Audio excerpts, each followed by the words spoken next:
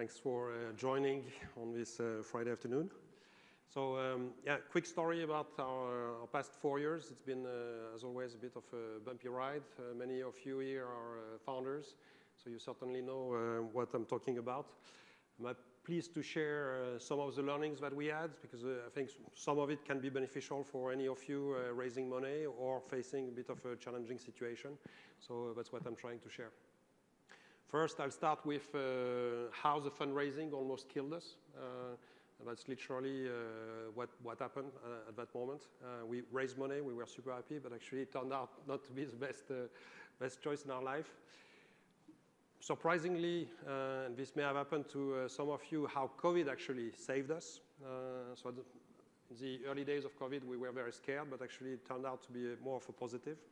And then sharing a few lessons learned from that experience. So first, about the company evolution. It's quite an old company, if we could say so. It's a 12-year-old company, founded myself with 3 other colleagues. For many years, we haven't been doing much, iterating quite a bit. I used to work for Apple for 5 years at the very beginning of iTunes, and the genesis of Cleeng was actually to put iTunes as a white label. So the intent was really to provide the solution of selling your digital content, providing customer care, managing the payment. That was really what we were providing. When we launched, we were multimedia. And in end of 2014, we started to focus on the video space. That's where it started to improve quite a bit. In 2018, we took a pivot to concentrate purely on subscriber management within the video space. So if you think about Peacock here in the US, Netflix-like type of service, that's basically the type of services that we would power. And then, well, you see the recent growth and the acceleration. So the story for today is starting here in 2018. We had like decent growth for like 4 years. So finally, we were able to raise some money. This is really what we did in 2018. Raised 5 million euros, which was very substantial for us. Prior to that, we only raised 1.5 million, so a fairly small amount. We were largely bootstrapped. As soon as we got that money, the investors told us, guys, you need to go and spend that money. You need to hire a lot of people. You need to increase your marketing spend. It's very important you achieve, your 50 to 80% growth. You need to do this in a short time frame. So you start to go run and you spend the cash as much as you can. But unfortunately, one of the investors, the one that came in actually in 2018, we are facing a few challenges in 2019. And they tell us, look, guys, we'd like to do an exit at the time where we started to spend like crazy. So how does it look very concretely? That's the official announcement. So a great moment, I think, for those of you who had a chance to raise money. I think it's a moment of relief because you've been bootstrapping and working, with very limited resource. Finally, you get proper means to accelerate your business. So finally, you do your nice press release and you have a big party and you are ready to go. Why we raised that money? That's today's positioning of the company, at least to explain a little bit. We wanted to build that subscriber retention solution. And we established this very well nowadays, and that's why we got that growth. So that was really the mandate from the fundraising. You get management of your subscribers, and we developed a very unique stack for the analytics. And the combination of the two is what makes us quite unique inside the industry. So we started to invest in this, and that's how basically, well, a very simplified view of the P&L would look like. Mostly looking at OPEX and losses in that case. We've never been really losing a lot of money, but of course, as you raise with an investor, you start to spend way more substantially. So you see that you go deep into the red. And it starts to be scary, of course. You start to burn 200K. At that time, we were burning about 200K a month. So even if, okay, you raised 5 million, actually, you realize that the 200K a month of burn won't bring you very long until you run out of cash. And because of that, we end up like 2019, so just like 18 months after raising funds, This is one of my messages, end of the year, 29th of December, you start to freak out, you're not been sleeping very well for quite a few nights already. And you start to spin the story to say, look, guys, this is not all perfect. We are sorry, but actually there is some growth. There is some potential. We are executing on our strategy, but we are running out of money. It's obvious. So what do we want to do? Do we want to continue, yes or no? Or do we stop the company? And to show how serious we were about stopping the company and how risky that time was, this is a mail that I wrote to our accountants, because in Europe, there's a bit of regulation associated with bankruptcy, especially if you are a founder. And you write to your accountants, okay, what happens, from a pure liability standpoint if you crash the company? And I can tell you this is very painful. And I wish that none of you have to experience this, because you really realize that, okay, you've been putting about 8 years of efforts. My wife is a co-founder in the business. And you feel like, okay, potentially in 3 weeks, all of this will be over. And I will have to carry that legacy in the future. So it really turned back to the fundraising into a situation that was a bit shitty. The investor says, you know what, actually, we have an offer on the table to acquire the company for 14 million euros. And all of them are saying, well, actually, this is a pretty good deal. You guys should take it, because anyway, the company is crashing. But when we do the math, and we see that for the 4 founders that we were, that's more or less what we would end up with. Luckily, working through Apple and a few other activities in my life, I did make a bit of cash before. So I said, no, this is not a good deal. You know what? If we crash the company, we crash it altogether, and that's it. So the investors were a bit taken by surprise, because we felt like, no, let's do it nicely and so on. I said, no, I'm the CEO. I'm still owning 22% of the organization. With the rest of the founders and the friends and family, we were close to 50%, and we are close to 50% today. So we said, no, either we crash altogether or we continue altogether. And actually, that paid off, because they reinjected a little bit of cash just to help survive for the remaining 6 months. But they told us, okay, it's the last time that we do this, and you'd rather take an exit. That's where comes the second chapter of the story. When we got that offer at 14, this was like in March 20, and suddenly COVID kicks in. We cannot do the due diligence because we were outside of Europe. So all of this is slowing down. Everybody also was in doubt what would happen, to the industry and how many companies would react. So the process is slowing down. We were also doing everything we could to slow it down. We start to optimize our business, and it's very similar. I don't know if some of you saw the preso of Gilles earlier, metadata.io. Very similar process to look at our P&L, and I'll show some of the examples of what we did. How you can optimize your OPEX and cost. And how did we actually reaccelerated the business after that? So here you see basically the 2 key metrics, I guess, that you monitor as a business. One is revenue, one is OPEX, one is ARR and OPEX. And you realize actually running a business is fairly simple. These 2 lines needs to be at the same level. Or ideally, the revenue is higher than OPEX. So you see more or less a gap between these 2. Clearly, the red one, September 19, is way higher than the blue one. This is March 20, so this is a COVID period. And you see basically that the 2 by September 20, it starts to be at the same level, i.e., we become break-even at that moment. So how did we do? And that's maybe the main part of the preso. I realized I could have split this in a bit further slides. We really did it in 3 main programs. And that's that simple almost to improve greatly your runway as an organization. First, and this was driven by COVID, and personally, I've been managing teams for quite a while in many different types of organizations. I would never have thought that we could work in a fully remote model. We were fairly loose and open as an organization to let people work a day, potentially 2 a week from home. But at no point I would believe that it would be possible to run a business 100% remote. But luckily we had teams so I'm based in the Netherlands. Our main R&D center is in Poland. We have a large team in Manila in the Philippines for all the sales qualification process and some of the customer care processes. And we have a distributed team in the US.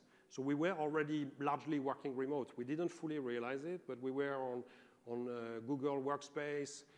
We were using Dropbox. We were using, let's say, all of these kind of tools of Skype and chat and the rest. So we were largely already operating as remote. But the moment you decide to move from you are largely operating remote to you go 100% remote, you can save so much money. Honestly, if you guys need to save money, this is the largest part potentially of the saving that came from you cancel all travel instantly, and at that time we were just forced to do it. But all the little trips, that everybody is doing here and there, you do save, a lot. It goes pretty fast. We stopped renting office, so a lot of people were not going at the office, and we were still carrying the office. Said, but why do we keep an office? Let's stop having offices. So we only kept here. We have an office on 115 Broadway. But it's an office for 2 people. It's largely, we use it as a mailbox, and we can still use the WeWork card to go in different locations. But we don't anymore, let's say, pay for the heavy office. So this was quite substantial. No more perks like the food, everybody, the HR team was always, well, it's important, the fridge is always full and so on. But actually, we fill up the fridge on Monday. We throw half of the fridge on Wednesday, and we throw the rest of the fridge on Friday, and then we refill it up on Monday. So not a lot of money, maybe like €300 a week. But at the end of the day, this just adds up, and more of this does add up.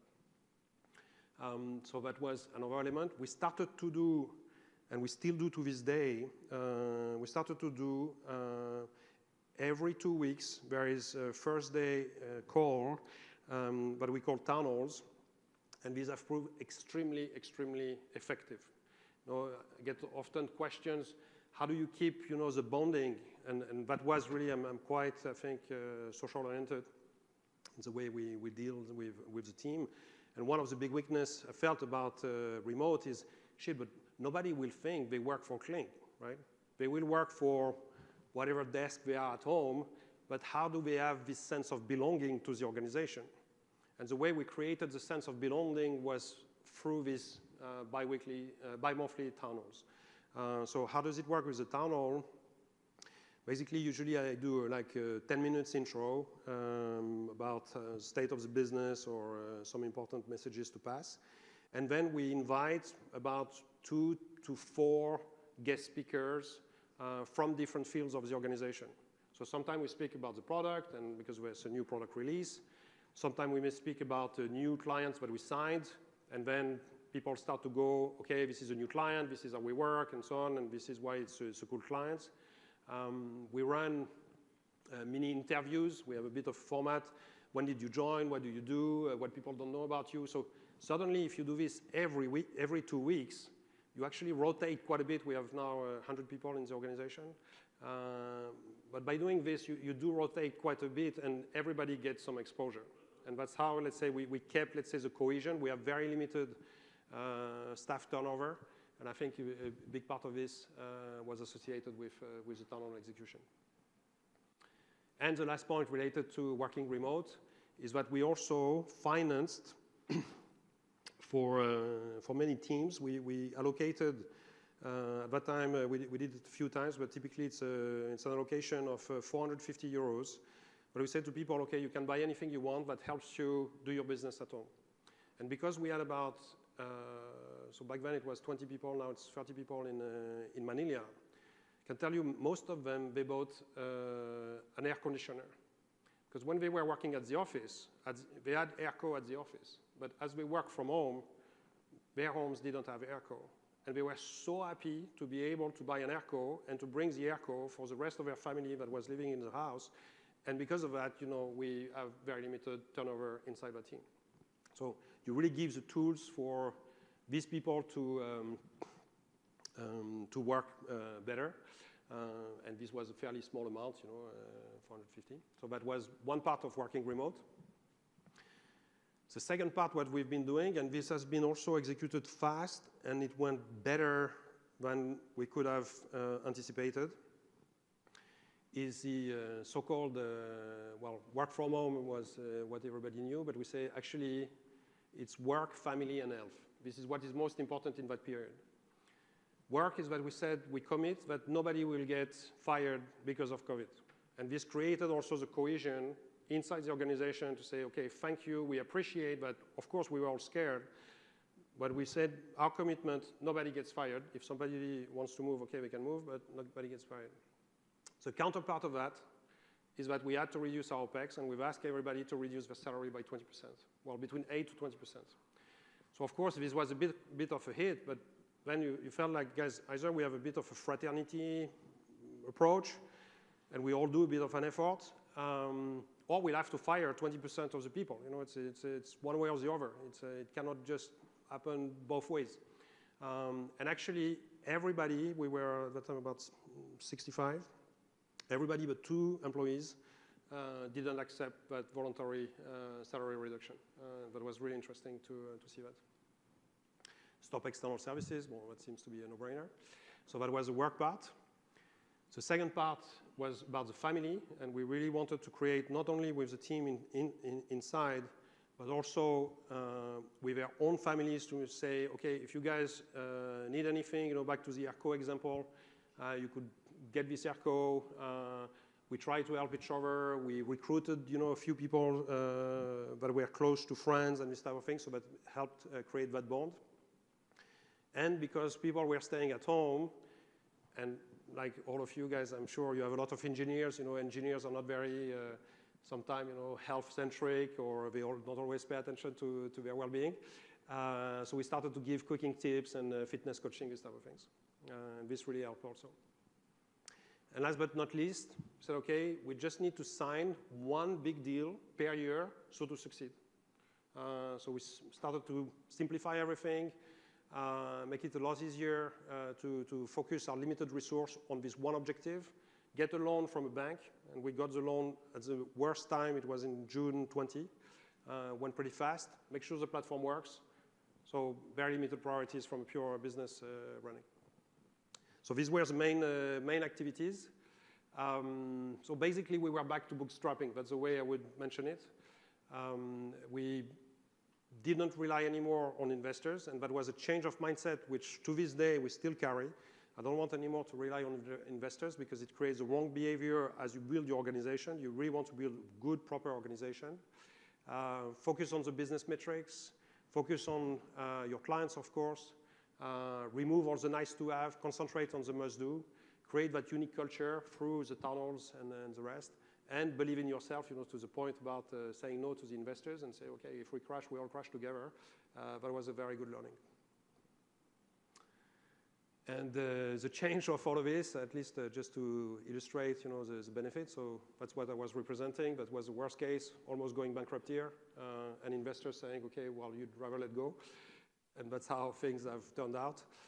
So luckily, A, we didn't sell, and B, we didn't crash. So it was a kind of story. So to do a quick wrap, never underestimate your power as a founder. Very often you read all of these things, about TechCrunch and all the rest, about, yes, investors and co. And investors can be great. They really help optimize our processes. But I think at the end of the day, you are the one to run the show. What you do is for your business and the employees of your organization, and keep on tracking your key metrics. At the end, there's so few, and that's easy to do. Thank you. All right. Thanks, Gilles. Great comeback story. Appreciate it. Thank you. Any questions, I'm happy to address after, or now, depending on the time. Yeah, if there's a question while Joe gets mic'd up here. Please. Yeah, go ahead.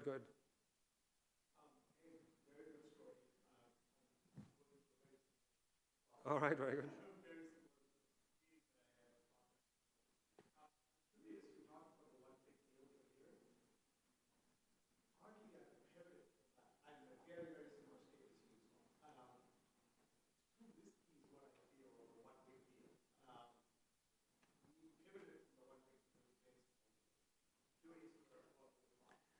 It's a very fair point. I think it's well, we've been for long working more on mid-sized deals, like at 50K average deal size, yearly average deal size. Now some of our deals are in the million range, so that's. But it's kind of easier to. I think the mid-tail continues to flow. But somehow, from a mindset standpoint, we don't want anymore to concentrate so much on this kind of mid-tail because this we became quite good. And I think you're certainly right to say we need to be careful and to continue to be diligent at closing those. But we feel that, especially as a SaaS, when you go more up-market, you get into an opportunity to sign way bigger deal than you ever thought. And we keep on signing larger and larger. So we move from 60K, 200K, million, and now we're in the multi-million software deals, so which I would never have thought a client would pay multi-million for software. But, well. All right. Thanks a lot, Gilles. Appreciate it.